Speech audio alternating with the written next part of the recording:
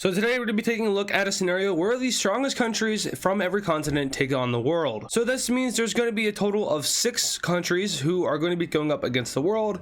And luckily these guys are going to be pretty strong, so they might even have a chance of taking over the entire world. If you guys do enjoy this video, make sure to leave a like on it and subscribe to the channel if you're brand new. We're pushing for 100k by the end of this year and we have around 2-ish months to go. Anyway, let's go ahead and jump right into the scenario. So highlighted here are the strongest countries in every continent. We have the United States in North America, Brazil in South America, Egypt in Africa, Russia in Europe, China in Asia, and Australia in Oceania. Now you might disagree with this because of geography or because of rankings. For me, Egypt is the strongest country in Africa and also from multiple other sources online. And Oceania is broadly defined for me, so I would consider that continent to include the Philippines and Indonesia, while in all actuality it's actually just Australia, Papua New Guinea, and all these islands over here. So yes, Australia will just be the strongest country for Oceania. But these guys are going to be faced with a very difficult task, and that task is, well, taking on the entire world. Honestly, I don't know if it's possible, but we're going to find out today. We're just going to do this war by war. Everybody on the red team will of course be working together, and overall it's going to be a very interesting scenario. In my own opinion, I think that North America and South America will most likely fall to the US and Brazil, whereas maybe Europe will be able to take over Russia, Asia will be able to hold back China, Egypt is definitely screwed, and Australia might just kind of go island by island. We're going to find out though. So once again, if you guys do enjoy, make sure to leave a like and subscribe, and let's go ahead and hop right into the war. So starting off in North America, we have the United States, which is the strongest of the red countries. They're immediately going to push into Canada and try to take over this country as soon as possible, as it is the second largest country in the world, and controlling all of it would be a huge sigh of relief for the United States. Two front wars are not fun. So American troops immediately start to push into Canada, pushing into Ontario. From here they push around this Great Lake and capture Ottawa, and now we have all of southern Ontario falling to America. From here the US armies continue to push around and capture some of these major cities. We have them cutting off Canada over here near Maine. From here this entire province, which is New Brunswick, falls. Also Nova Scotia. Now they push out land south of Quebec and then cross over into mainland Quebec. Montreal is taken, Quebec City is taken, and from here Canada is left with pretty much nobody. That is nobody except for the people in Vancouver, who are quickly just annexed by America. Following this is Vancouver Island, a little bit more land up around the coast, and Canada surrenders. So yeah, Canada's population is mostly just located in the south of the country, and of course you can't really have a country without population. So as soon as the US takes over all the populated areas, Canada is going to quickly fall. So will this actually happen really quickly like I just shown it? No, it wouldn't. It would take a couple weeks, months at most. But we do have to kind of speed it up just to get along with the rest of the video, because the US is not the only country on the red team here. Speaking of countries on the red team, we have another event taking place, this time in South America. Brazil is kind of in a sticky situation when it comes to taking over the South American continent. They are completely surrounded by enemies, of course. Also, there are some fairly strong countries around it, like Colombia or Argentina. So Brazil is going to have to put forth a plan which is going to make it easy for them to expand. Of course, they don't have to expand, but since this is them versus the world, it's probably of their better interest to try to knock out as many countries as possible. And I think Brazil would probably want to separate these guys into 2 different spots, so separating the north from the south would be pretty beneficial for them. So they'd like to push forward through Peru in order to reach the Pacific Ocean. At the same time, they also start to push into Paraguay and Uruguay, as they are the weaker countries in the continent. While up north, we have armies pushing into French Guiana, Suriname, and Guyana. So that's a lot for the Brazilian army to handle. They've already divided their army into 4 different sections, as we can see here, and the rest of it, if there is any, is on defense, especially over here near Bolivia and the panhandle of Argentina. So Brazil is going to have some luck at first, but eventually the blue team is going to rally about and start to push back the Brazilians. But now let's go ahead and jump over to another continent, and this time it's going to be Egypt. Now poor Egypt here isn't going to be able to do much. I mean, their army will be able to push into the northern part of Libya. Eventually they'll be able to take over the entire area, but other than that, like maybe a push over here on the coast of Sudan, and then apart from that, they're pretty screwed. There's no really big interest in pushing into this area, as there's literally nothing there, but they do share a neighbor over here to the east, which is known to taking this area of land. So yeah, they lose that peninsula and they're immediately blocked up back at the Suez Canal. With that, Egypt puts a defensive front over here in order to hold back Israel and the Arabians, while they still try to manage an offensive against Sudan and Libya. Now we jump over to Asia and I guess Europe, even though Russia spans across Europe and Asia. But these guys are going to have a very fun day pushing into Central Asia, Southeast Asia,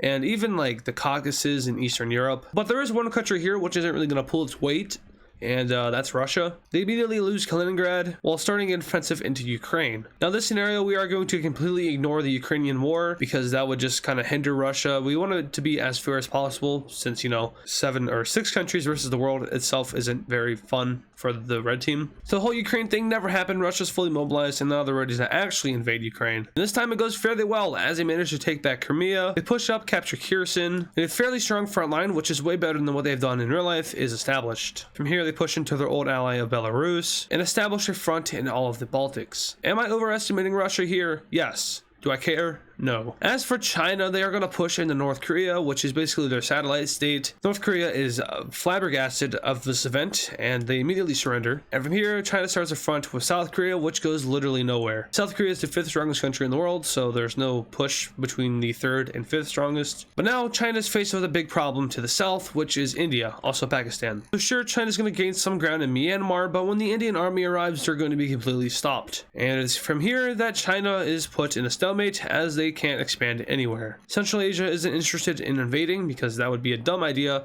and they would probably get like sniped by a bunch of guerrilla warfare fighters over here in northwestern China. So they just decide to put up a pretty strong defense, and that will be good for them later on. Now to the final country, Australia. The Australian Navy sets out and manages to capture all of New Zealand, who is a fairly neutral country. And from here they do some island hopping. Now I don't know why they would do this. It's a pretty dumb idea as this provides no benefit for you, but I guess they can use this to kind of invade Papua New Guinea from different fronts, as they invade them from the Solomon Islands, and now they invade from northern Australia into southern Papua New Guinea, and then of course over here from, I forgot what the name is. It's going to be a country eventually, I forgot what it's called. So they invade Papua New Guinea from the south, and then over here from the west, and now they have a pretty easy day pushing across Papua New Guinea, which is a country that's too diverse for its own good. Not saying that's a bad thing. They have like 800 languages though, so like good luck keeping track of all that. Have fun, Australia. But nonetheless, it's not a very strong country, and it is soon to fall over to all of Australia. From here, Australia pushes into Indonesia, who is going to be focused on protecting these 3 islands over just over here. They have hundreds of islands across their country, and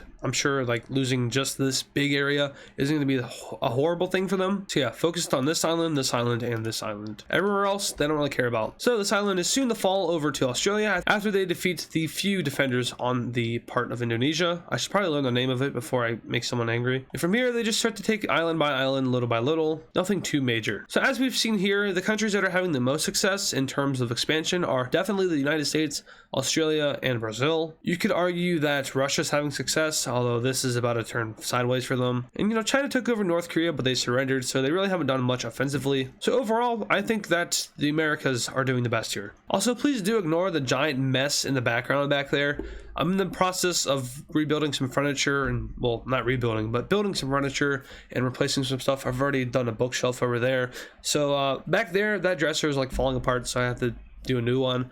Hopefully I can get it in before next video so you don't have to see that giant pile of crap back there. But if you're wondering what that was, then there you go. Just don't focus on it. But now we go back over to America, who is just going to continue to have an amazing time taking over the weaker Latin American countries. First up, Cuba. They fall. Then the Bahamas, Jamaica, Haiti, Dominican Republic.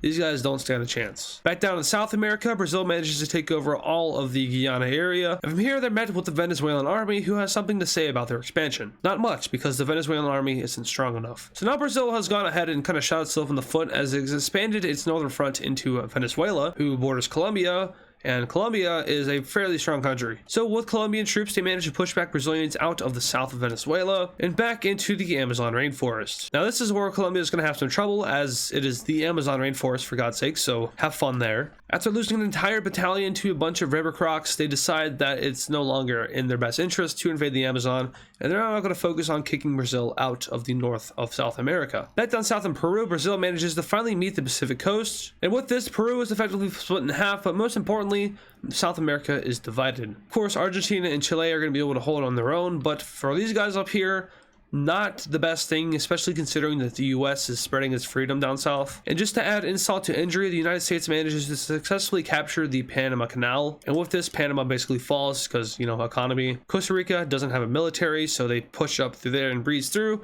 until they meet the border of Nicaragua, who actually manages to defend themselves. But yeah, the Americas are starting to kind of not exist, but for Europe, there is some good news. Finland is ready for this. Finland's been preparing for an invasion by Russia since they got their independence, and now they're going to use their military in order to stop Russia from expanding. They immediately focus in on Karelia and the Kola Peninsula as they cut it off from the rest of Russia and effectively make it surrender. From here, they push down and around, capturing some many valuable natural resource areas, and then now they're threatening St. Petersburg. So Russia is forced to kind of retreat some troops out of the areas down here, most notably the Baltics. And with the retreat out of the Baltics, we have a kind of a, I guess, wait, what's the word for it? Because it's something, repercussion? That's what it is. They have a little repercussion as the Baltic troops then chase Russia back into Russia, and St. Petersburg is almost surrounded by the blue team. So now Russia is forced into kind of defending their front up north, which kind of hinders their advances in the south. Where their advance is not hindered, though, is the Caucasus as they repush into Georgia, taking over Abkhazia, South Ossetia,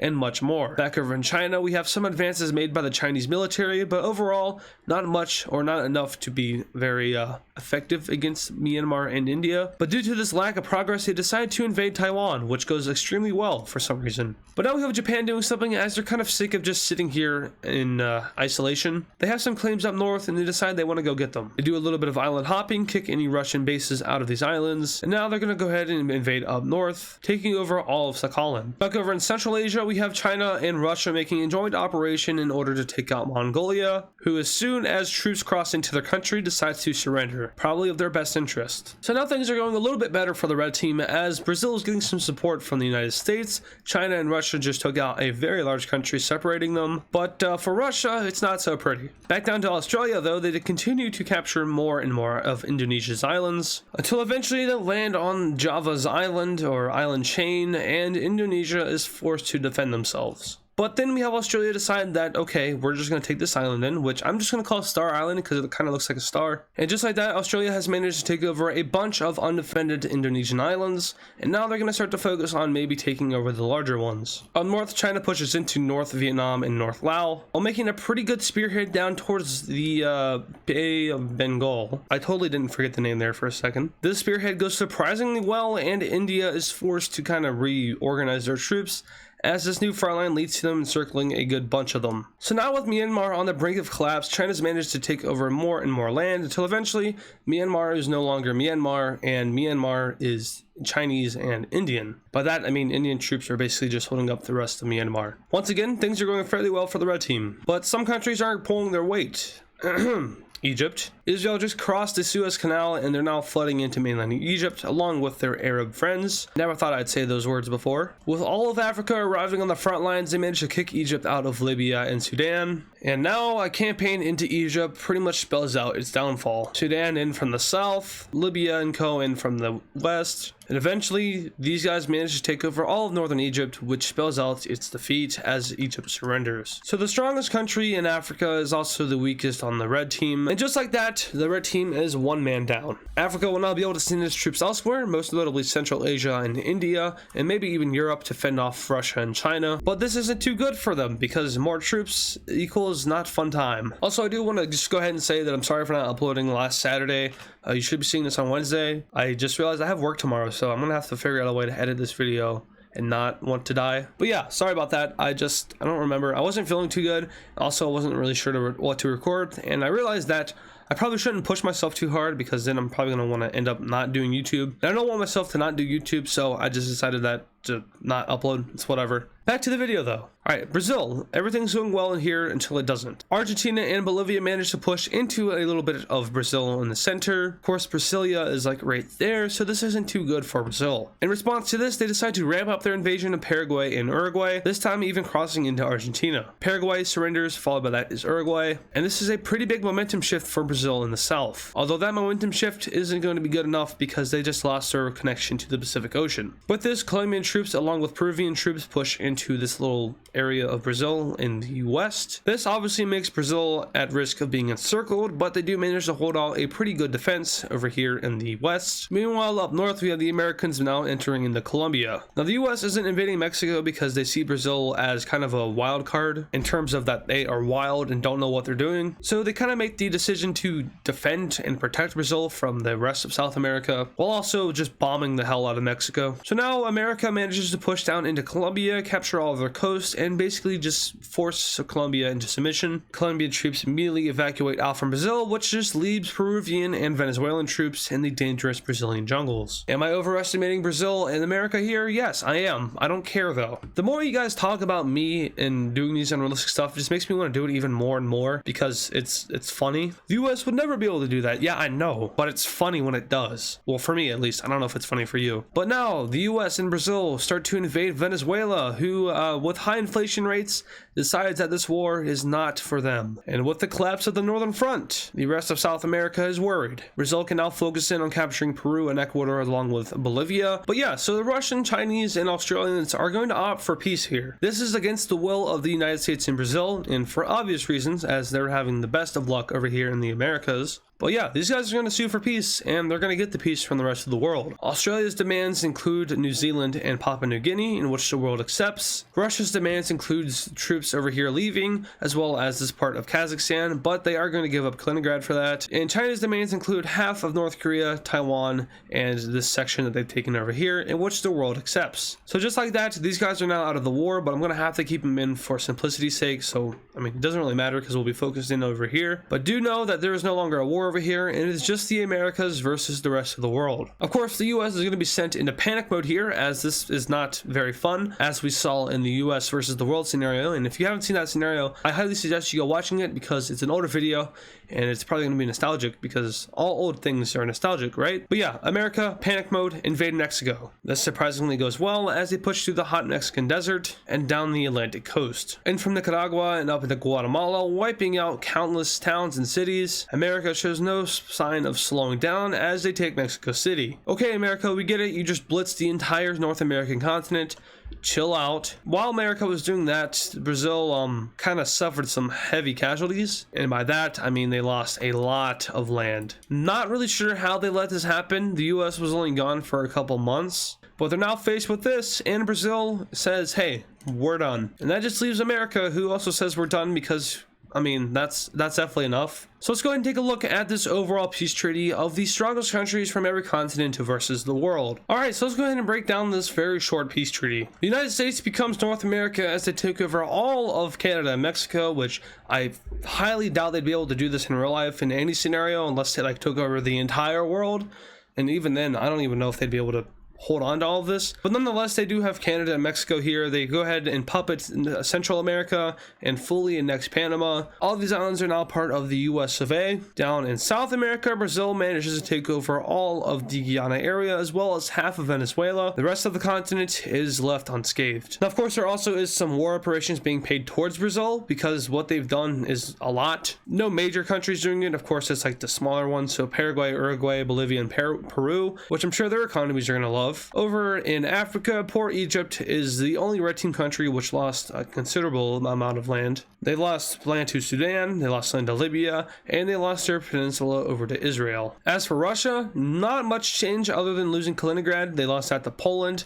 And then they also gained this part of Kazakhstan over here. So now Kazakhstan is officially no longer Eurasian, just Asian. Also, I forgot to mention this before I did the peace treaty, but this island, Sakhalin, is now Japanese again, along with these islands. China gets half of North Korea as promised. They also get a good chunk of land out of Southeast Asia, as well as Taiwan. And then Australia gets New Zealand, these islands, and then Papua New Guinea. So overall, not much has changed if you ask an American, but if you were to ask anyone else in the world, then you would say that this world has changed a considerable amount. So yeah, that's gonna go ahead and do it for this video, and I hope you guys did enjoy it because I enjoyed making it. As of lately, I've been having some problems with getting myself to record videos, or even like coming up with videos to record. But this one I came up with pretty easily, and I've recorded obviously pretty easily. So I really do hope you guys did enjoy it, and if you did, make sure to leave a like on it, subscribe, share the video, comment, leave your opinion. All that good stuff helps me out, lets me know what you guys want to see on this channel. Also, like, put your suggestions in the comments. But yeah, don't leave Empire video suggestions. I'm done with the Empire series.